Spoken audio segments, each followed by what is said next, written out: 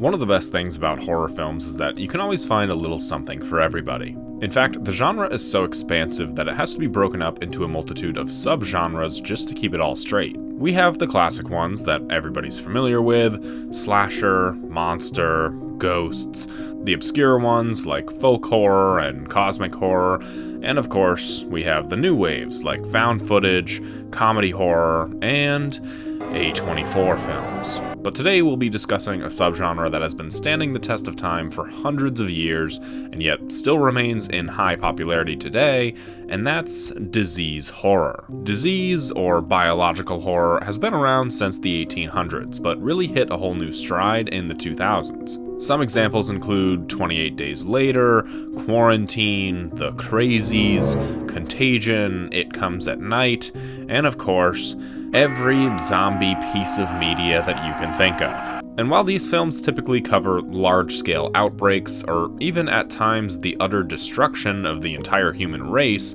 today's film follows a disease that can infect just one person at a time, while still remaining truly and utterly terrifying. This is It Follows.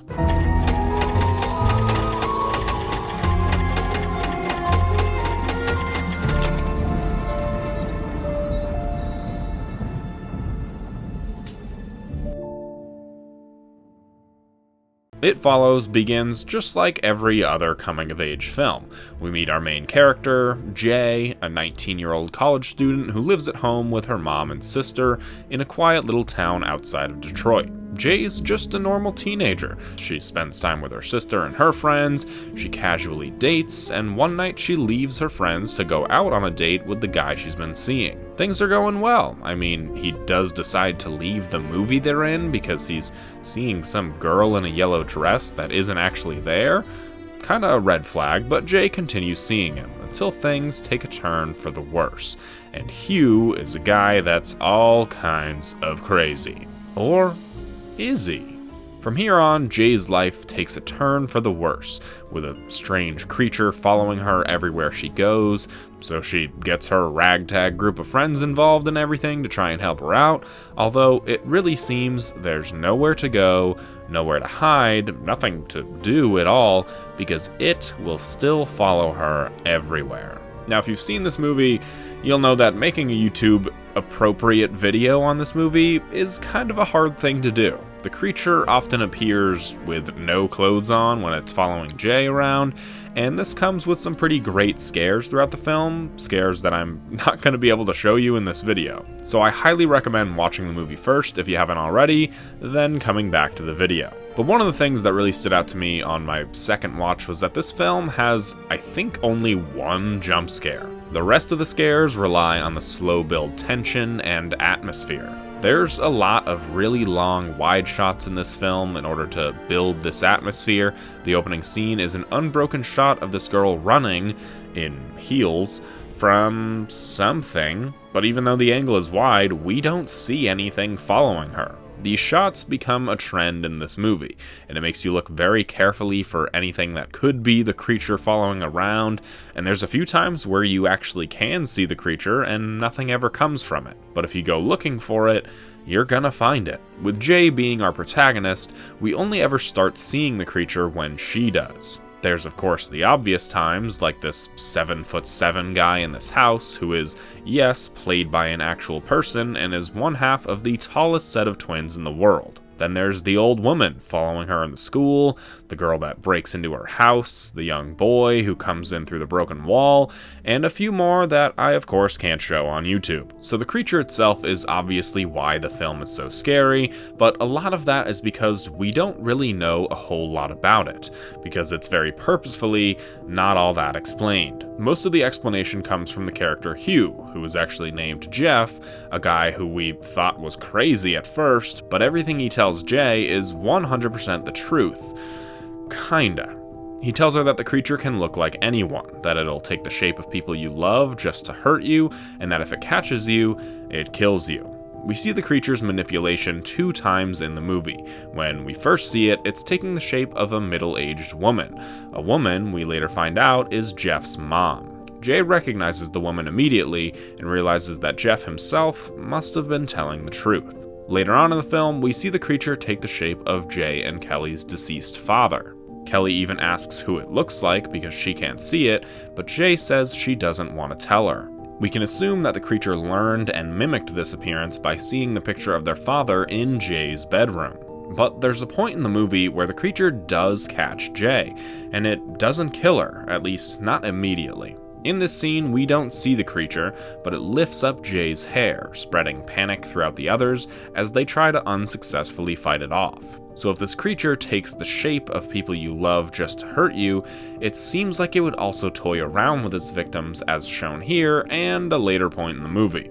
Also in this same scene, we see that whatever it is, it's incredibly strong. Same thing later on when it starts picking up appliances and launching them at Jay in the pool. Jeff also tells Jay that this thing is very slow, but it's not dumb, which means their trap for it was inevitably gonna fail. They do try to combat it in a few other ways too, like with guns, and while it does incapacitate the thing, it only does so for a few seconds.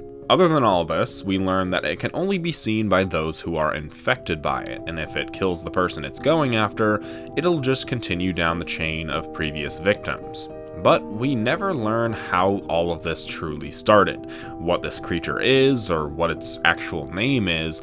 Sure, there's all sorts of guesses one could make. It's been around for thousands of years doing this, it's some demonic entity or curse, but the fact that the movie never feels the need to explain it almost makes it even scarier. Now, one of the things that really separates this movie from a lot of other horror movies like this, especially more recent ones, is the technology and the time period. More specifically, when all of this is actually taking place. We see cars from all different time periods, from the 70s up to modern day. The TVs are extremely dated, and the stuff that they watch on those TVs is even more dated, yet there's this clamshell phone or Kindle device. None of this really makes a whole lot of sense, and I remember first watching this movie and asking, why did they do this? Well, it actually goes a bit deeper than just wanting to be different. The whole idea for It Follows was based on a recurring dream that the director had. An entity following him around slowly, sometimes even just standing there, menacingly. But because the idea came to him in a dream, he wanted this entire movie to reflect like it was a dream, and when you learn that, this movie does feel that way. Everything in this world is just off. All the way down to the clothes that they wear. Some people seem to be wearing weather for the summer, while others for the fall. There's leaves on the ground, and it's supposed to be around Halloween, yet Jay is also swimming in the pool. None of this makes any sense. And this goes hand in hand with the characters' decisions. These characters and their ages aren't necessarily specified except for Jay's, but they seem to have some of the most juvenile conversations and thought processes I've ever seen. There's always moments in horror movies where you're screaming at the characters for doing something stupid, and this movie is no different in that regard. Specifically, the scene where they go to the beach, knowing that the creature is following Jay, yet she still decides to sit staring at the water instead of the beach behind her. Even the whole plan to kill the creature with everything by the pool and how it ultimately doesn't end up working just seems like an incredibly silly plan. Now, all of this could be chalked up to them being kids, but the world around them also reflects some of these childlike decisions. While the police come and ask Jay what happened on her date with Hugh, there seems to be very little follow-up or actual police work done to finding this man, who ended up just being at his mother's house. School should very much be in session, but apparently these kids can just drive off since they have a quest with no consequences. Jay and Kelly's mom apparently works all the time, so she's hardly even a character in the film. Jay says she's graduated from high school, so I guess this is college, but it very much looks like high school. Not to mention firing a gun at the beach and this pool with seemingly no consequences and definitely no regard for others' lives. Everything about the characters and the world is just slightly off, which would make sense if this was a dream. Now, I'm not saying that this movie takes place in a dream, at least I don't think it does, but it does make some of the decisions and world building a bit easier to forgive if everything is supposed to be a bit off. But all this kind of goes hand in hand with the central theme of the movie, which is the loss of innocence. The transition from being a child to being an adult and all the pros and cons that come with it. Of course, there's definitely the underlying theme of STDs and how those are transferred from person to person, and you could even look at that as the entire theme of the movie, but most of our central characters are children, trying to understand Jay's situation while not being in it themselves because they are not, at the start of the story, adults. They haven't transitioned to the more complex structure of the world that happens when you enter adulthood.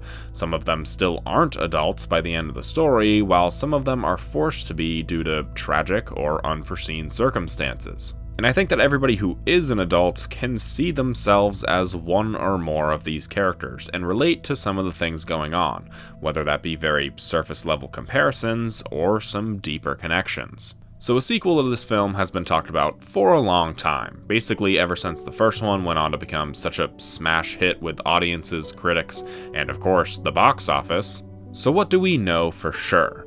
A sequel to It Follows called They Follow has been announced, with Micah Monroe returning as Jay, the director David Robert Mitchell also returning, and it's going to be funded and distributed by Neon. So where is it? A lot of that is unknown, but it's presumably gonna start shooting, or maybe has already started shooting, now that David Robert Mitchell's film Flowervale Street is in post-production. Of course, everything with the plot is still a complete mystery, but just judging by the title itself, I think it's safe to assume that there will now be multiple entities that follow people around. Or maybe not, maybe it's referencing something else entirely, but as for what I'd like to see, since Micah Monroe is returning, I think it would be cool to see how she's survived for so long. In this movie, we see a bit of how Jeff was surviving and keeping himself alert, so I think some more stuff like this would be cool. Maybe Jay lives in some underground bunker that has 2 exits that's in the middle of nowhere.